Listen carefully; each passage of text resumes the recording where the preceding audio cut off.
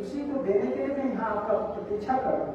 आप इतना देर से आए हो, इसलिए आप प्रश्न पूछे बिना ये किताब लीजिए, ये मेरे गुरु जी का संदेश है, इसको पढ़ना है।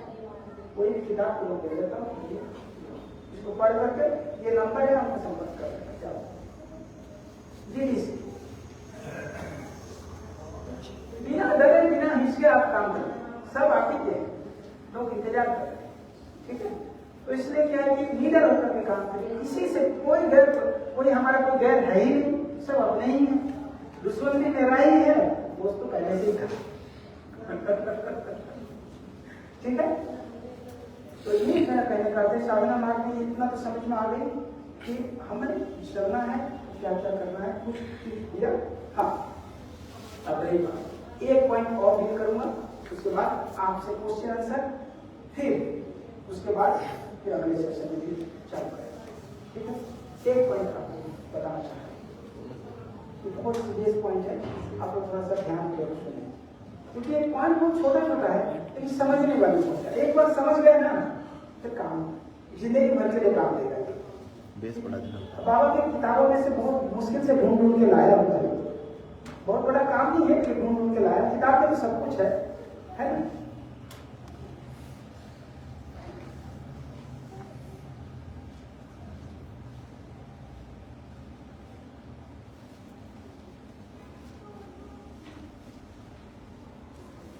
शुद्धि के बारे में जो चीज मैं बता रहा था, उतनी चीज तो मैं बता दिया कि आप लोग शुद्धि में अधिक समय देंगे।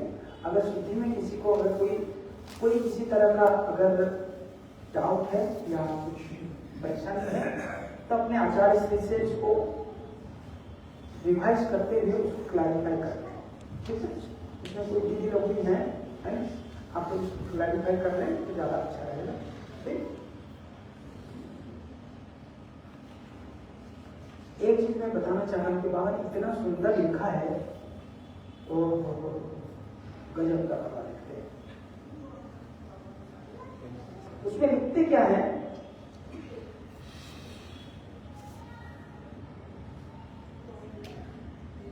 मान लीजिए किसी का इष्ट मंत्र हरि है, एग्जाम्पल के लिए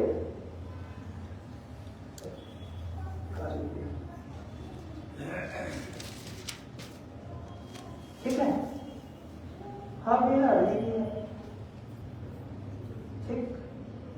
इसी चीज को बाबा समझा रहे हैं, इसको जरा ध्यान पूर्वक समझें। श्वास लेते वक्त हा जप रहे हैं और श्वास छोड़ते वक्त री जप रहे हैं। बाबा बोलते हैं जिस समय आप श्वास ले रहे हैं और हा की उच्चारण कर रहे हैं उस टाइम में हा का मीनिंग भी जपो, और जब री करके छोड़ रहे हो तो उस टाइम में री का मीनिंग भी जपो। अगर हा के टाइम में अगर री का मीनिंग जप लिए और री के जगह पर हा के मीनिंग अगर जप लिए तो आपका मंत्र रिहा हो गया, हरि नहीं रहा।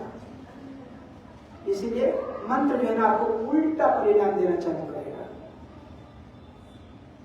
बहुत बड़ा अनर्थ हो जाएगा। मंत्र का मीनिंग क्या है, अहम ब्रह्म अस्मि।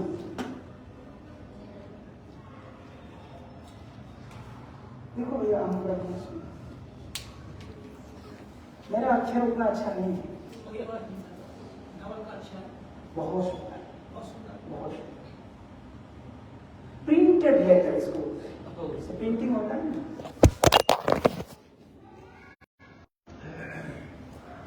अहम ब्रह्म अस्मि अलग है, अस्मि को अलग कर, सही लिखे तो सही है लेकिन मेरे सुविधा लिखे उसको रहने तो मैं दोबारा लिखूंगा नीचे, कहा उसको परेशान कर लिखिए उसको सही, लेकिन सुविधा लिखिए,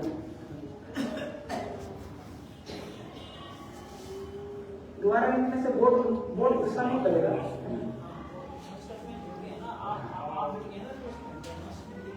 अहम छोड़ देगा ना, अहम ब्रह्म अस्मि, उसको छोड़ देना आप किससे लिखो। मुझे कार को बिल्कुल पसंद नहीं होता, ईमानदारी से बोला, गलती कर दिया तो है ना, गलती किया देखिए होता, डरना क्या है, डर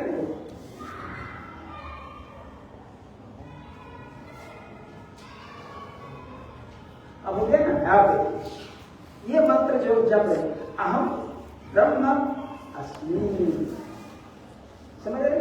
अहम ब्रह्म अस्मि। अगर उल्टा जब करेंगे तो ब्रह्म अहम अस्मि हो जाएगा। हमारे जगह पर ब्रह्म आ जाएगा, ब्रह्म की जगह पर हम चले जाएंगे। यही तो होना है, ये खड़े पर बात बात होगा, हम ब्रह्म की जगह चलेंगे, यही तो होना है। आप ब्रह्म की जगह पर चले जाएंगे, आपकी जगह पर ब्रह्म नहीं आना चाहिए, आप चले जाइएगा, ठीक है? समझ रहे? तो इससे क्या होता है? अहम मतलब था ईगो, अहंकार नहीं, ये तो समझ में आता है। और ब्रह्म मतलब होता है कि ब्रह्म, ये तो जानते हैं, इनफाइनाइट। I am infinite. हम जो छोटा ईगो है उसको बोलेंगे तो इनफाइनाइट। अगर मंत्र अगर उलट जाता है तो इनफाइनाइट ईगो है, तो आपका क्या होगा? आपका ईगो इनफाइनाइट हो जाएगा। सही रहेगा ना? अभी तो ईगो थोड़ा सा है, उल्टा मंत्र होने से क्या होगा? I am infinite ego.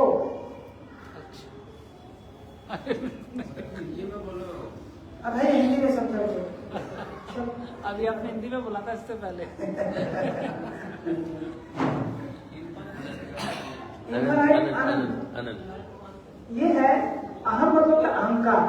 इतने तो समझ में आता है, अहम मतलब अहंकार। ये हमारे अहंकार को छोड़ के हम बोलते हैं हम अहंकार नहीं, हम परमात्मा है। अगर मंत्र उल्टा होने से क्या होगा कि परमात्मा अहंकार है और परमात्मा क्या है? अनंत। तो हम क्या बोल रहे हैं? हम अनंत अहंकार हैं। अच्छा रहेगा ना? अनंत अहंकार हो जाएगा। अभी तो छोटा सा अहंकार से तो आप जितना आप जो झेल रहे हैं, और अनंत अहंकार में क्या हम क्या सोचें?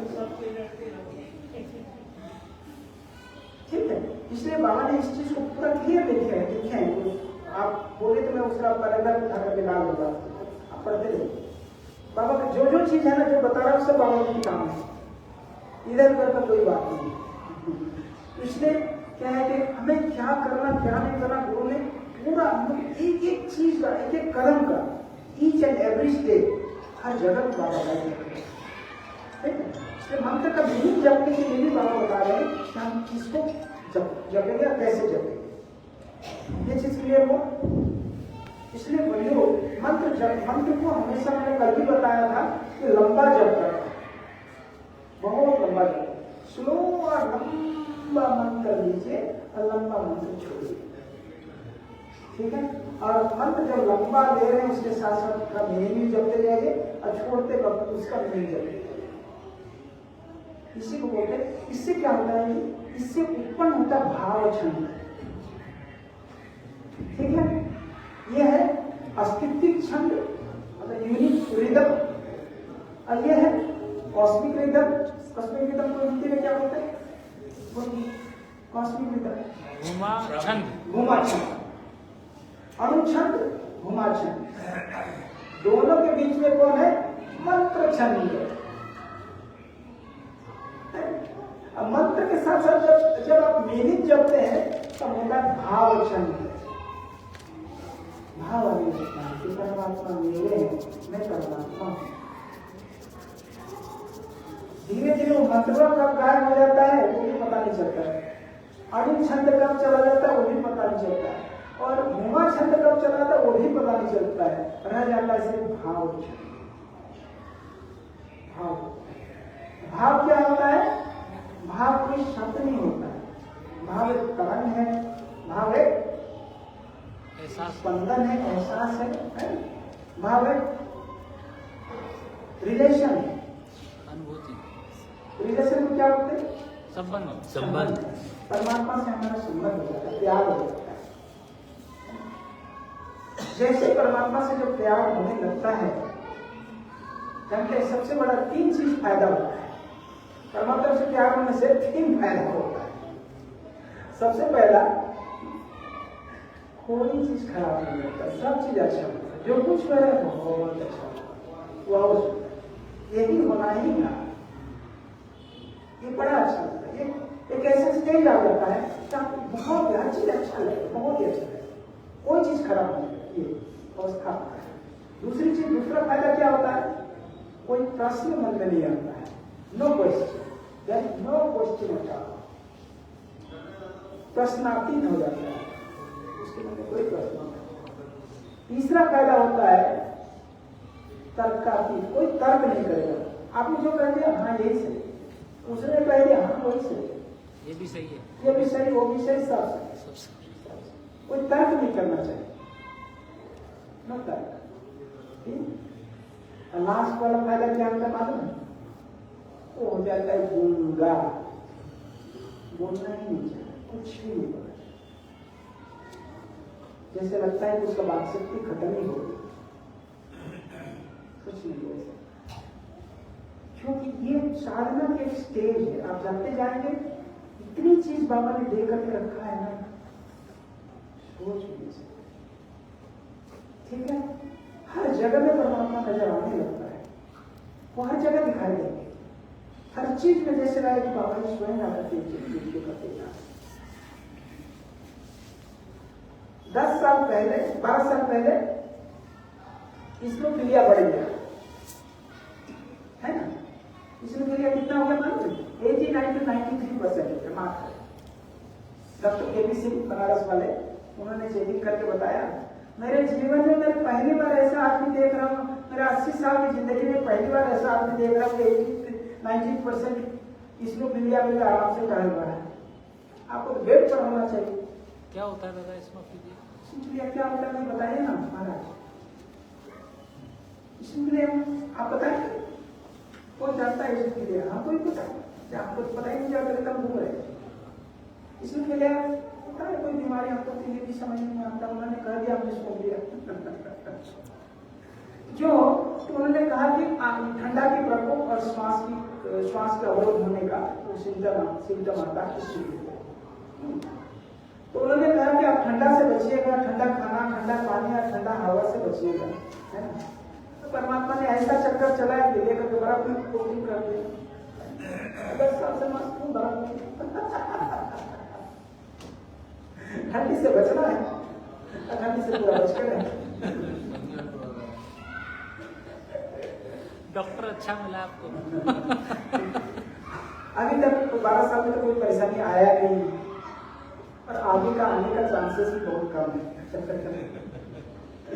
इसलिए जब ठंड पड़ता है यूरोप में भी, यहाँ पर नॉर्थ यूरोप में वो ध्रुव के पास होने के कारण, उत्तरी ध्रुव के पास ज्यादा ठंड पड़ता है, और दक्षिणी जो यूरोप है उधर थोड़ा गर्म रहता है। तो जब कड़ाके की ठंड पड़ता है जनवरी फरवरी दिसंबर जनवरी फरवरी, तो मैं जाता हूँ नॉर्थ स्वीडन, वहां जाकर जब ठंड थोड़ा कम होता है तो साउथ स्वीडन में आता है। तो लोग बोलते हैं आप ऐसा क्यों करते हो, जानबूझकर अपना हेल्थ को क्यों खराब करते हो, आप जानते हो क्या करते हो, छिलने फिर भी आप जाते हो बर्फ के टाइम बर्फ के पास। तो बोले भैया मेरे ठंड बहुत है, इसलिए वहां पे रहने वाले अपने घर में पूरा हीटर बना कर रखते हैं, तो मर जाएंगे ना, आराम से घर के अंदर रहना है, वरना बाहर जाना नहीं। और इधर कम ठंड पड़ने के कारण, ठंड तो रहता है लेकिन थोड़ा कम पड़ने के कारण तो घर गर्म नहीं करता है, बहुत ठंड लगता है। इसलिए हम क्या करते हैं, जब कड़ाके की ठंड पड़े तो नॉर्थ स्वीडन, नॉर्थ यूरोप, अगर थोड़ा ठंड गर्मी पड़े तो साउथ। स्वार्थी होना, समझ रहे हैं। तो ये है मजेदार है, हर पल भाव इतने बड़े जितनी हमारे कितने बार चेकिंग हुई होगी। जब कोरोना काल में मैं हर हफ्ते में एक कंट्री में जाता था, और हर हफ्ते में एक कंट्री में जाने का मतलब है एक कंट्री से दूसरे कंट्री जाने का मतलब टेस्ट करना जरूरी है। तो हर बार मार्क भोगता था, परेशान होते बोले तुमको जितना टेस्ट करना करते रहो, लेकिन हमको जाना है। तो लेकिन बाबा की कृपा से और कई बार हमको नोटिस आया कि आपको रिजेक्ट कर देते हैं, आपका वीजा रिजेक्ट कर देते हैं, आपको घर भेज देते हैं। मैंने लिंक करके दिया, मैंने एक सिंपल सा लेटर लिखा, मैंने कहा आपके पास आप चाहें तो आज भी भेज दीजिए, मैं चला जाऊंगा, मेरा झोला छोटा सा है, आपको ज्यादा परेशानी होने की जरूरत नहीं पड़ेगा। ऐसे ही लिखता हूँ, लिखता हूँ तो सच में ऐसे ही लिखता हूँ, आप भेज दीजिए, आप चले जाएंगे।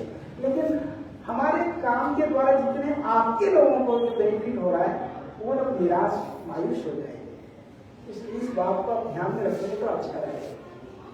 तब लिख करके दिया, ठीक है हम लोग विचार करते हैं कि आपका वीजा कैंसिल ना करें। नहीं होता अभी मैं आ रहा था, अभी ये बालक को लेके आया जो आ रहा था मेरे साथ, जर्मनी से हम लोग चले तो बट वो चेक करता है जो इमिग्रेशन में गए, मैं बोला हेलो सर, ऐसे ही hello sir, how are you, are you okay, you look to be stressed today, या little bit stressed, have you ever been to India, no I am Indian, I invite you to my country and be my guest. वो इतना खुश हो गया, फट से थप्पड़ लगाया। मेरे पीछे ये खड़ा था, इसका चेक भी नहीं किया, इसको आंख मार के थप्पड़ लगाया। बोला अरे तुम्हारा हो गया रे, तो आपसे खुश हो गया है,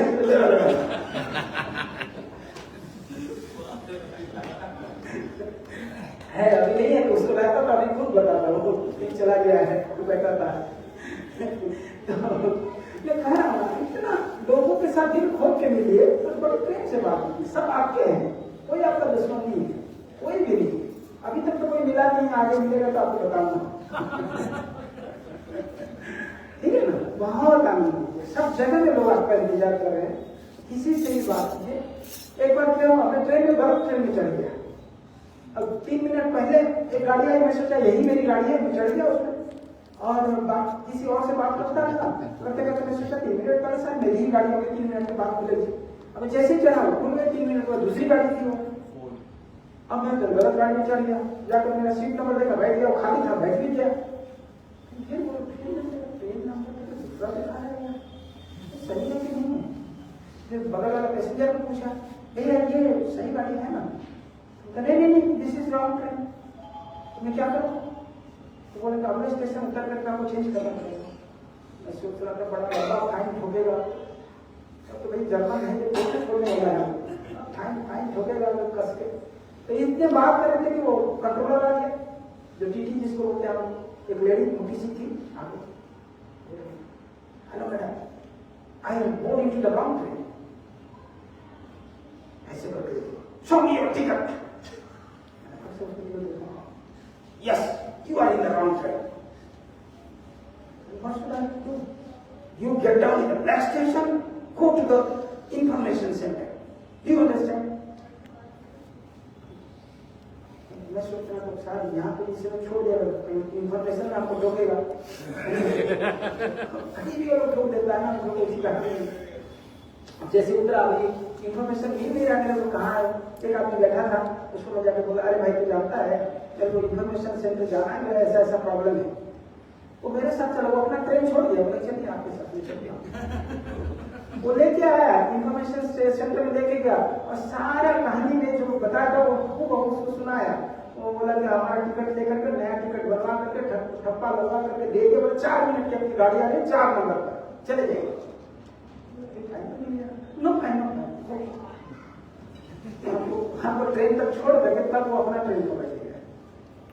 तो भाई सब जगह में लोग आपको हेल्प करने के लिए बाबा बैठे हैं, खुद बाबा बैठे हुए हैं, आप सब मैसेंजर हर जगह बैठे हुए हैं, आपको डर नहीं कि कोई बात नहीं, आप गलती किए, शान से सीना ठोक करके बोले मैंने गलती किया है, आप माफ हो जाए। जहाँ आप हाइड करने की कोशिश करेंगे वहीं पर ही वो पकड़े जाएंगे, परेशान, वो लोग परेशान करता है। जो आपके साथ सिचुएशन है सीधा बोल दीजिए, ये है ये नहीं, खत्म, और वो आपको डेफिनेटली मदद करेंगे। और उनको लग गया कि आप कुछ हाइड कर रहे हैं, वहीं से वो फिर आपसे दूरी बना के आप कुछ एक्शन लेने की कोशिश करें, ठीक है। तो यही है आनंद मार्ग, सीधा सर वो चलते चलते, ठीक है। तो कहाँ था और कहाँ चला गया, यही है मेरे पास परेशानी होता है, कुछ बोलता हूँ, कहाँ चला जाता हूँ, खुद ही भूल जाता हूँ। अब देखिए आपको भी भूल गए, कितना अच्छा है। नहीं हम भूल ही गए थे ना दादा, हम एक्चुअली खो गए थे आपको। नहीं आपने कहा था कि वहाँ पहुँच के भूल जाना है, वो भाव रह जाएगा, सिर्फ वहीं पे थे आप। ये हमारे जगन्नाथ जी है ना, जगन्नाथ जी जानते हैं ना, लुधियाना वाले थे पुराने मार्केट, भक्त मार्केट से, दादा भी जानते हैं। वो हमेशा जब आते थे तो जोर से, जब भी वो भाव में चले जाते, कभी भी भाव में चले एट रेंडम, पता नहीं किस जगह बिल्डिंग में आएंगे और इतना बाबा इतना जोर से बोले पूरा बिल्डिंग हिल जाएगा, है ना। अब वो बाबा बोले क्यों गिरेंगे, गए समझ कब आएंगे पता नहीं। एक उनका था वो दही घी का वो उनका डेयरी था, उसमें देखते थे। एक बार दादाजी कुछ थोड़ा सा दक्षिणा मांगने गए, देख रहे उसी टाइम में ग्राहक आ गया, ग्राहक 2 किलो घी मांग रहा है, ये दे रहे तोड़ करके, आया भाव, अब घी नीचे पड़े रहे। अब दादा बेचारे जा भी नहीं रहे, सोच रहे बेचारा वो इसका दुकान छोड़ के चले कैसे जाओ, बेचारा भी कोई ग्राहक आ जाए, कोई लेकर के चला जाए, वो बैठे रहे। जब वो नॉर्मल हुए बोलते हैं दादा अगर इसी तरह से त्वचा लगा तो आप भाव आता रहा डेली, अब तो दुकान का तो खटिया खड़ी हो जाएगा। तो बोलते क्या मालूम, उस जमाने की बात बोलते हैं, जिस दिन मेरे को भाव आता है मैं जाके करता नहीं, जिस दिन मुझे भाव आता है उस दिन मिनिमम 500 का तो फायदा होता है। ज्यादा सेल होती है। क्या होता है भगवान जाने, वही उनका जो कहना था मिनिमम 500, जब उस जमाने में 500 था, आज के 5000 से भी जाता है मिनिमम इतना फायदा। तो वो बाबा के लिस्ट में आ गए, बाबा के लिस्ट में आ गए कि वो माइक्रोवाइजर साधना सीखेंगे। बाबा ने कुछ लिस्ट बना था, उसने बोले कि उसको खबर करो, वो आएगा परसों सवेरे उसका लिखा है। अब उस जमाने में तो टेलीफोन वगैरह होता नहीं था, तो कहीं किसी STD बूथ करके कैसे कैसे उसको खबर दिया गया। अब वहाँ से आने में भी तो टाइम लगता है देना, उनको फ्लाइट से लाया गया उस जमाने में, सोचिए उनको दिल्ली लाया गया, दिल्ली से फ्लाइट में कलकत्ता लाया गया, अब शाम तक पहुंचे। अब कल उनकी इच्छा हुई तो सवेरे सवेरे नहा धो के तैयार हो गए बाबा के पास। अब बाबा ने दीक्षा देने के पहले उनका लेसन चेक किया, एक भी लेसन उनको याद नहीं। तो घंटी दबाए केशवानंद जी पहुंचे, उनको सब पता था कि सारा में उस समय एक इसका जो है पूरा ठीक करो, इसको ले जाना। तो उस टाइम खाली थे दादा सरदार जी, उस टाइम वो एडिटर थे प्रज्ञा भारती का, तो वहाँ खाली थे। तो केशवानंद राजा ने इनको सब कुछ कर दिया, भाई इनका लेसन थोड़ा सा ठीक कर दीजिए, बाबा इनको दीक्षा देना चाहते। तो पूरा सिद्धांत का पूरा श्रद्धापूर्वक पूरा जितना हो सकता है सारी श्रद्धा उन्हें गुजार दिए, सारे लेसन को 2-2 बार 3-3 बार 4-4 बार 5 बार रिपीट करके उसको पूरा ठीक पढ़ के ठीक किया। 3 घंटे के बाद फिर गए बाबा के पास। जब बाबा के पास गए सारे के सारे फिर वो हिम्मत याद अरे बात है, फिर श्रद्धांता के पास फिर दोबारा लौट के आए, फिर दादा ने फिर 3 घंटा और 4 घंटा, फिर दोबारा गए, फिर वही रिजल्ट हुआ। अब दादा सावधान का भी पूरा 9 घंटा 10 घंटा हो गया, बेचारा वो भी खुद भी परेशान है, जगन्नाथ जी भी परेशान है। और बाद में फिर आए, अब इतना करते करते रात हो गई, 9 बज गया। अब रात 9 बज गया, इतने रात को थोड़ा ना बाबा दीक्षा दे, तो बाबा और भी बहुत सारे काम था, उसको बिजी हो गए। अब ये भी जगन्नाथ जी वेट करते करते 10 बजे तक वेट करके घर आ गए, बोले कि अब तो शायद नहीं होगा, कल ही होगा। अब 11 बज गए, 11:15 बजे बाबा केशवानंद को बुलाते, अरे केशवानंद आज तो जगन्नाथ का दीक्षा का दिन था ना। हाँ बाबा तो 3 बार फेल हो गया ना। नहीं, आज का काम आज ही करना है, कल के लिए कभी नहीं छोड़ोगे, आज का काम आज ही करना है। उसको बुलाओ, रात को 12 बजे उनको बुलाया। अब पता नहीं क्या चेकिंग हुआ कि नहीं बाबा, वही दोनों जाने, हम लोग को जाने की जरूरत नहीं है, लेकिन बाबा ने उनको इनिशिएट किया। चलो माइक्रोवेटर साथ केवल भाव रह गया उनका भी, केवल भाव नहीं। ये कहने का अर्थ है कि बंधु कि हमारे ये साधना मिली है कि बहुत बड़ा एक क्या बताएं, हमारी साधनाओं का कोई जोड़ नहीं है। आप और किताब को देखिए और संस्थाओं की जो साधना उसको देखिए, उसके साथ कंपेयर जब करेंगे तो उसमें पता चलता है कि हमारे साधना ने कोई चीज छोड़ा नहीं गया है। दुनिया में ऐसी कोई चीज है ही नहीं जो कि हमारे, आप अगर चाहेंगे तो आप इनका भी देख सकते हैं, क्या नाम है उनका, योगदा मिशन का जो साधना सिस्टम है उसको देख सकते हैं, और साधना सिस्टम है विपासना का है, विपासना का भी देख सकते हैं, और अगर देखना हो तो बुद्धिस्ट मेडिटेशन का भी देख सकते हैं। तो जितने 14 मेडिटेशन सिस्टम उसका भी है, ट्रांसेंडेंटल मेडिटेशन महेश जोगी का है, और इसका भी थोड़ा थोड़ा है, क्या बोलते हैं रविशंकर का आर्ट ऑफ लिविंग का भी, उसका भी है, और ब्रह्म कुमारी वालों का भी है। सारे मेडिटेशन सिस्टम का आप स्टडी करके देखिए, they all are incomplete in themselves. मैंने सबको देखने की कोशिश किया है, एक झलक, मतलब इतना डिटेल जाने का समय भी नहीं है, क्योंकि बाबा का किताब में इतना रस आता है कि दूसरे में जाने का मन नहीं करता है। पहली वे ये कहना चाह रहा था, जब वही बाबा की किताब पढ़ने के जब हम इटली में, जर्मनी में, पोलैंड में, स्वीडन में, फिनलैंड में जहाँ भी क्लास देते हैं, मैं शुरू में तो ऐसे ही घूमता रहा 2 साल। अब देखता क्या हम होता है, जब भी खड़े हो जाते हैं बोलने के लिए, सारे के साथ पहले का नियम था कि लोग सब जैसे ही इसी खत्म हुआ सब दीवार को सर के बैठ जाते, सब लोग दीवार जहाँ है ना सब लोग। अब देखता हूँ दीवार छोड़ करके सब सामने आके बैठ जाता है।